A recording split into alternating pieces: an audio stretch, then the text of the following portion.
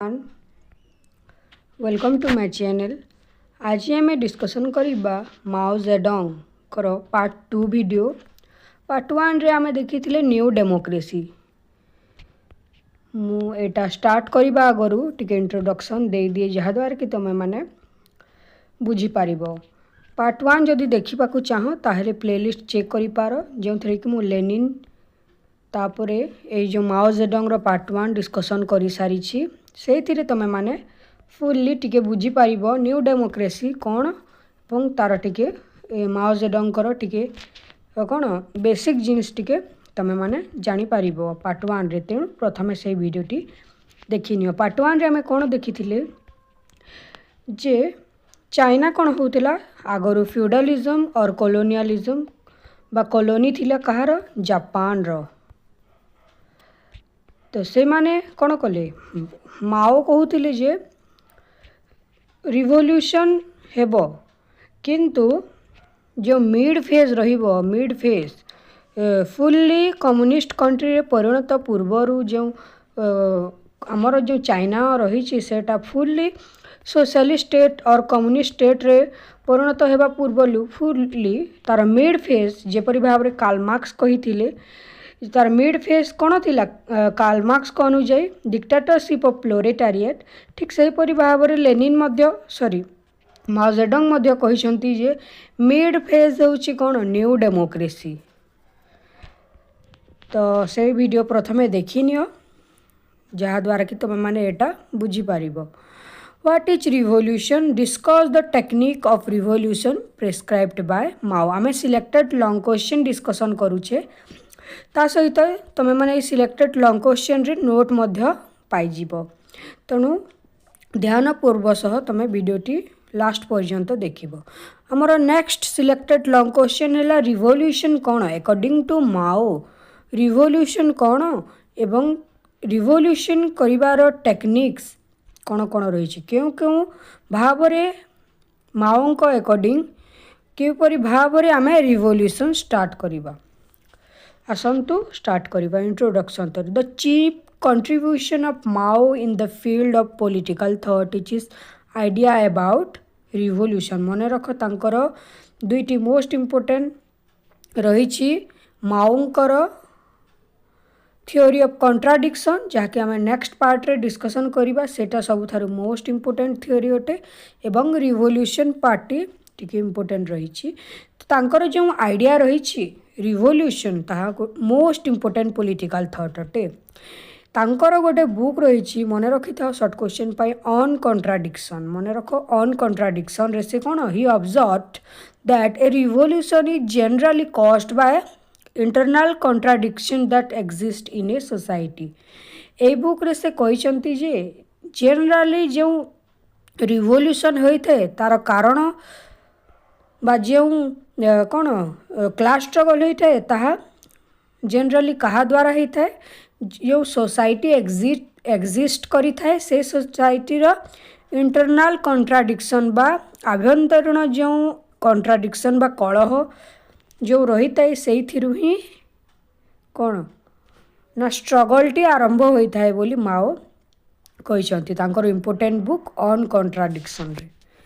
In a bourgeois society, there are contradiction or conflict among the classes, particularly between the two main classes, bourgeoisie and proletariat.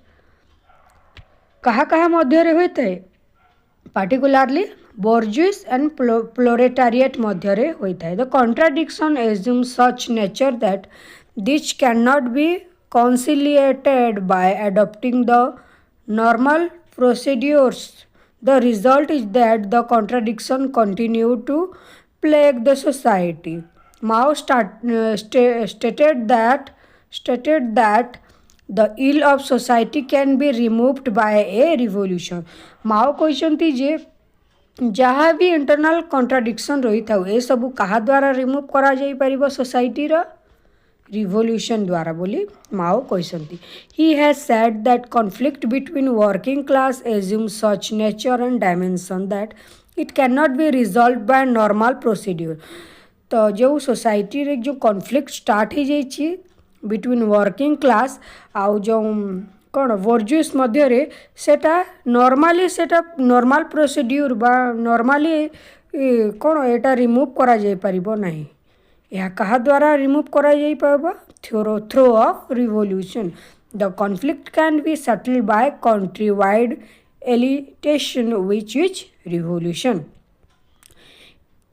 तो आम प्रथम देखा revolution कहले कौन एठारे question रही व्हाट इज रिवोल्यूशन देखिबा what is revolution A revolution is a fundamental change अटे इन द सोशल इकोनॉमिक और political structure of a society गोटे सोसाइटी रो समाज सामाजिक अर्थनैतिक राजनैतिक जो स्ट्रक्चर बा अवस्था रही तार जो फंडामेंटल चेंज को कौन कहा जाए रिवोल्यूशन बोली कहा जाए often involving the overthrow of an existing government or social order से सोसाइटी रो जो एक्जिस्टिंग गवर्नमेंट जो रही कि सोशल ऑर्डर रे जो हाई क्लास जो जे माने डोमिनेट करथिबे लोअर क्लास को ताकू कौन रिमूव करवा ताकू ही कौन कहा जाए रिवोल्यूशन बोली कहा जाए।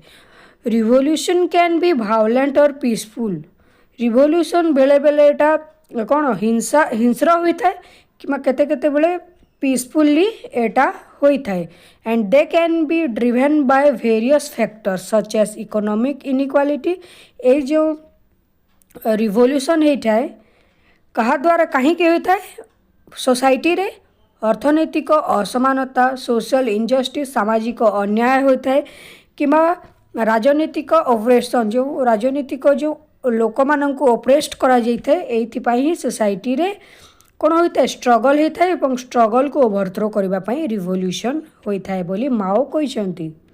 It can be noticed here that for the success of revolution Mao advise to adopt some unethical immoral inhuman and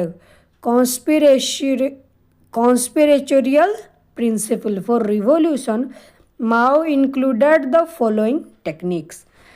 तमें माने जानथिबो माओवादी शुणिथिबो समस्ते फिफ्थ सेमिस्टर मध्य लेफ्ट विंग एक्सट्रीमिस्ट रे मध्य मु कहितली जे माने सेही क्लासेस देखि ना से वीडियो यदि देखिबा को चाह देखि परिबो प्लेलिस्ट रे कोन ए जो माओ से माने कोन अनइथिकाली इमोराली इनह्यूमन भाव रे कौन एवं कन्स्पिरेटोरियल प्रिंसिपल्स को एडॉप्ट करने को कही के रिवोल्यूशन तमें माने जदि महात्मा गांधी जदि रिवोल्यूशन जदि प्रिंसिपल्स देखिबो ताहले से कौन अहिंसा नीति अवलंबन करथिले एवं सत्य एवं अहिंसार पथ से अवलंबन करथिले किंतु एठारे माओ रिवोल्यूशन पई कौन केउ पथ एडॉप्ट करने कहते unethical immoral inhuman conspiratorial principle सब एडॉप्ट करने कहते तो जहाँकि आम techniques of revolution prescribed by Mao देखिबा। For the revolution Mao included the following techniques क्यों टेक्निक्स बा क्यों पथ आम अवलंबन करिकी आमे रिवोल्यूशन करबा बोली माओ कहते। प्रथम पॉइंट है एटा 3 मार्क पाई इंपोर्टेंट मन रखि था 3 मार्क एवं 2 मार्क पाई क्वेश्चन रे पड़ी परे व्हाट इज गुरिल्ला वारफेयर और सडन अटैक ऑफ माओ कहते in his opinion whose opinion Mao's opinion the first technique is the guerrilla warfare और to launch a sudden attack against the enemy. एठारे Mao कहते जे guerrilla warfare guerrilla कहले तमें माने जानिथिबो लुचिकी suddenly attack करने को guerrilla warfare और सडन अटैक कहा जाए। माओ यही टेक्निक अवलंबन करिसेंती इनेमी माननकु हरैबा पई सडन अटैक लुचिकी तमा माने निजर इनेमी माननकु सडनली अटैक करिवार टेक्निक प्रथम अटे। नेक्स्ट पॉइंट है कन्स्पिरेटोरियल practices. His theory of revolution also includes all sort of conspiratorial practices जेमती कि षड़यंत्र माओ कहते जे जहाँ सब रिवोल्यूशन हेब से कौन षड़यंत्र करी आमे माने निजर इनेमी को हरैबा तो चीफ ऑब्जेक्टिव तांकर मेन ऑब्जेक्टिव थिला तांको रिवोल्यूशन रो is to defeat the enemy from behind आमर जो इनेमी थिबो तांको आमे बिहाइंड बा पछड़ू षड़यंत्र करी आमे कौन तांको जेमिति हेले हरेइबा एटा ही होछि revolution according to Mao. Next point, no place for ethics and principles. Point टी प्रथमे बुझ तापर आमे नेक्स्ट को जीवा। इथिक्स एवं प्रिंसिपल्स कहले कौन? इथिक्स अर्थ होछि केउटा भूल केउटा ठीक आमे किछि चिंता करिबा नहीं एठारे एवं किछि प्रिंसिपल्स रहिबो नहीं आम पाखरे जे मु एटा बोली एटा करिबी नहीं, मु राजा बोली ताकू मारिबी नहीं, एपरि भाबरे जो प्रिंसिपल्स सब रही थाए जे कहा जो कौन आमे जो लाइन टी आमे दे थाउ रंग एवं राइट मध्य जो लाइन टी रही थे ताकू ही प्रिंसिपल्स बोली कहा जाई थे। तो एठारे आमे जो रिवोल्यूशन करिबा सेथिरे कोनोसी इथिक्स एंड प्रिंसिपल्स रो स्थान नथिबो। In war he did not allow the ethics. War बा रिवोल्यूशन रे से इथिक्स रो प्लेस से देई नाहंती निज इच्छा अनुसार तमे जाओ किंतु इनेमी को आमको हरेबा को रही छी। एंड प्रिंसिपल्स कोनोसी लाइन रहिबो नाही आम इनेमी मध्य रे एवं आम मध्य रे to intervene because he knew that all this would hinder the success of a revolution. The word of Mao, the enemy advance, we retreat. The enemy comes, we harass. The enemy tired, we attack. Enemy जदि टाइड हो ताहले आमे attack करिबा। एपरि भाबरे कोनोसी place रहिबो नाही ethics and principles रो कोनोसी लाइन रहिबो नाही। The enemy retreat we pursue depends on the situation and the strength of enemy. एटा आ गोटे टेक्निक्स कहिसंती माओ रिवोल्यूशन पाई। The guerrilla warfare and the conspiratorial practice don't mean that he lost faith. एथारे कहिसंती माओ जे आमे माने जदि गुरिला वेरफेयर रो जो पथ आमे कौन पथ को गले ए पथ को गले किंबा कॉन्स्पिरेशनल जो प्रैक्टिस कले कौन हे तार मीन नुहे जे आमे हारी गले बोली भाबिबा। ए जो आमे डिपेंड जो सिचुएशन ऊपर डिपेंड करिवो आमे केउ कौन केउ कौन कहते से अस्त्र को आम उपयोग करेंगे से डिपेंड करे आमर सिचुएशन हिसाब रे एवं इनेमी स्ट्रेंथ बा शक्ति उपरे आमे कौन डिपेंड करे जे आमे क्यों अस्त्र प्रयोग करिबा। His belief was that the use of techniques depend upon the situations. According to Mao the chief objective in war is to war बा रिवोल्यूशन रे मेन ऑब्जेक्टिव गोटे क्लास हो कि कौन से व्यक्तिर कौन होगा उचित is to defeat the enemy. कौन सी हाल रे कौन सी मते इनेमी को आमे कौन करिबा हरेइबा। And naturally the selection of techniques depend upon the natural the selection of techniques और जो अस्त्र शस्त्र हो टेक्निक्स हो डिपेंड्स करे सिचुएशन उपरे एवं स्ट्रेंथ ऑफ इनेमी उपरे। Next struggle of peasantry class. Class struggle is also another techniques of revolution. एठारे देखिबा किपरि भाबरे जो स्ट्रगल ऑफ पीजेंट क्लास कहले तुम समस्ते जानिथिबो।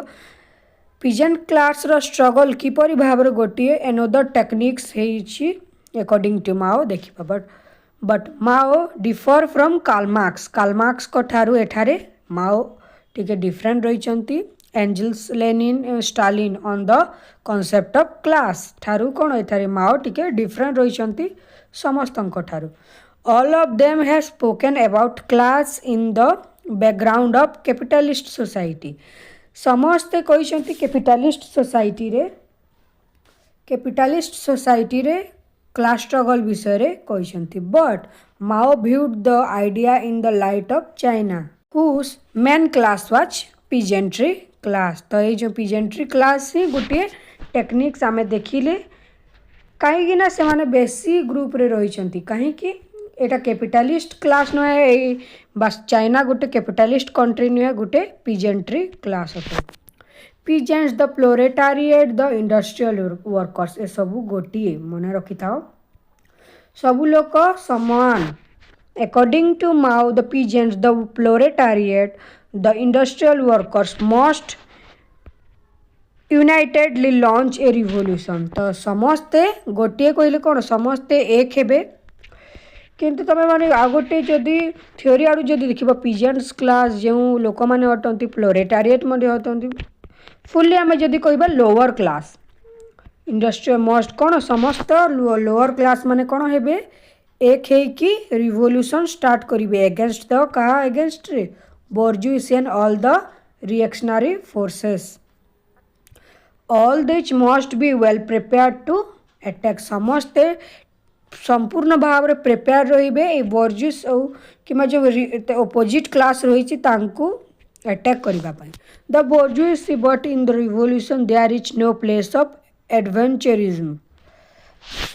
Next point role of peasantry in revolution मन रखी था एटा 3 मार्क 2 मार्क इम्पोर्टेंट एटा Mao try to apply Marxism Leninism in China with reasonable modifications keeping in the mind with changes in the Chinese society। तुम मैंने Lenin रो class जदि करिछ ताहले जानी थिबो माओ को ठारू टिके डिफरेंट तांकर जेहेतु रूसिया टिके अलगा थिला तेणु टिके चेंजेस आनी थिले मार्क्सिस्ट थॉट रे एवं लेनिन तांकर रूसिया रे अप्लाई करथिले ठीक सही परि भाव रे चाइना जेहेतु गोटे पीजेंट्री क्लास कॉलोनियल कंट्री थिला तेणु माओ मध्य ए चाइना रे टिके रिजनेबल मॉडिफिकेशन किंबा टिके changes with mind in changes China रे ए चाइनीज सोसाइटी एंड ए जो रिवोल्यूशन टी अप्लाई करिथिले जो मार्क्सिज्म लेनिनिज्म आइडियाटा टिके अप्लाई करिथिले he modified Marxism Leninism by relying heavily on the peasants revolutionary power। Mao's aim was to bring about a successful revolution in China। China रे गोटे successful revolution पाई चिंता करथिले mainly with the help of peasantry revolutionary potential. तो ये जो peasantry class रो से help द्वारा revolution करने को चाहिए। Further Mao in his cultural revolution आम देखा जहाँकि मोस्ट इम्पोर्टेंट थ्योरी रही मन रखी था आ गोटे cultural revolution of Mao. Mao in his cultural revolution phase drew some lessons from courses of post revolutionary reconstruction in Soviet Union and warn against the emergence of new bourgeois class who were beneficiaries of the transnational period। His revolutionary model became inspiration for several Afro-Asian peasant societies। जो cultural revolution आम देखा माओंकर Lenin जो idea तांकर Russia रे apply करथिले post revolution per जो revolution per यही माओ मध्य किछि अप्लाई करथिले चाइना रे। तो रूसिया रो जो रिवोल्यूशन होइथिला वर्ल्ड रो जो सेवराल आफ्रो एशियन पीजेंट्री सोसाइटीज माने जो रही कंट्रीज माने कौन करथिले एई लेनिन कर किछि आइडिया निज देश रे अप्लाई करथिले ठीक सेही परि भाव रे माओ मध्य करथिले। यूनाइटेड फ्रंट इन रिवोल्यूशन एटा भी इम्पोर्टेंट 2 मार्क पाई। Mao realise that the peasantry in China was not strong enough. Mao realise कले जे जो पीजेंट्री क्लास रही इनफ नुहंती ए रिवोल्यूशन को लड़ीबा पाई। Win the revolution struggle against कहा against imperialism and feudalism against enough नुहंती क्यों माने पीजेंट्री क्लास माने therefore it was necessary to seek the help of other classes.